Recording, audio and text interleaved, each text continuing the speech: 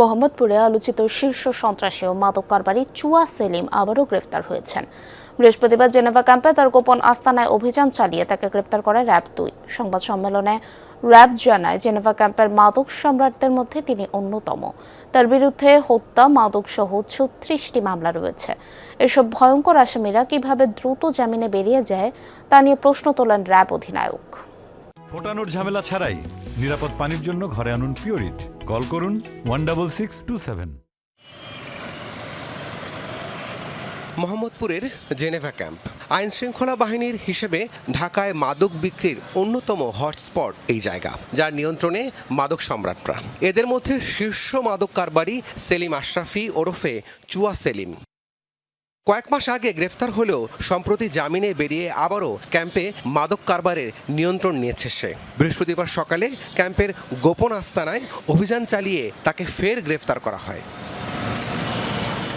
সংবাদ সম্মেলনে র্যাব জানায়, শুধু মাদক কারবার নয়, হত্যা, চাঁদাবাজি সহ সব ধরনের অপরাধে জড়িত এই সেলিম। তার বিরুদ্ধে বিভিন্ন থানায় ৩৬টি মামলা রয়েছে। চুয়া সেলিম মোট আমাদের র্যাবের হাতে ৫ই আগস্টের পরে আজকে সহ 2বার গ্রেপ্তার হলো। ৩৬টা মামলা তার বিরুদ্ধে, 3টা ওয়ারেন্ট তার বিরুদ্ধে এখন লাইভ।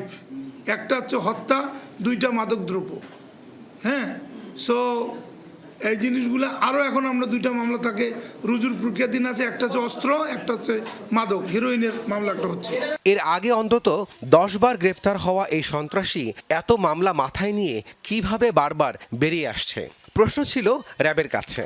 আইন শৃঙ্খলা বাহিনী অনেক কষ্ট করে একটা আসামিকে অ্যারেস্ট করে, এবং এই আসামি যখন আবার জামিন পেয়ে যায় তখন কিন্তু আমাদের যারা টিমে, আমাদের যারা ফিল্ডে কাজ করে তারা কিন্তু একটু দিশেহারা হয়। বাট আমরা আবার শক্তি সঞ্চয় করি, আবার তাদেরকে অ্যারেস্ট করি। এর বাইরে তো আমাদের কিছু করার নেই। বৃহস্পতিবার আলাদা অভিযানে মোহাম্মদপুরের আলোচিত সন্ত্রাসী মাহি গ্রুপের সেকেন্ড ইন কমান্ড জয় ও তালিকাভুক্ত সন্ত্রাসী রতন ওরফে বোমা রতনকেও গ্রেফতার করেছে র্যাব-2। 20 মামলার আসামি মোহাম্মদ রতন ওরফে বোমা রতনকে গ্রেপ্তার করে। রাব্বি সিদ্দিকী, যমুনা নিউজ, ঢাকা।